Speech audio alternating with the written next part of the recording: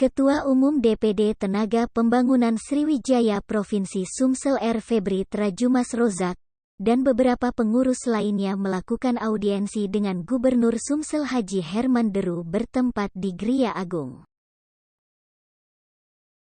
Ketua Umum DPD Tenaga Pembangunan Sriwijaya Provinsi Sumsel R. Febri mengatakan, dalam audiensi dengan Gubernur Sumsel, pihaknya menyampaikan program kerja DPD Tenaga Pembangunan Sriwijaya Provinsi Sumsel jangka pendek dan jangka panjang. Kita menyampaikan program kerja yang sudah berjalan. Alhamdulillah Gubernur Sumsel Bapak Herman Deru mendukung semua program DPD Tenaga Pembangunan, TP, Sriwijaya Provinsi Sumsel yang sudah berjalan. Jangan lupa untuk like, share, komen dan subscribe channel ini.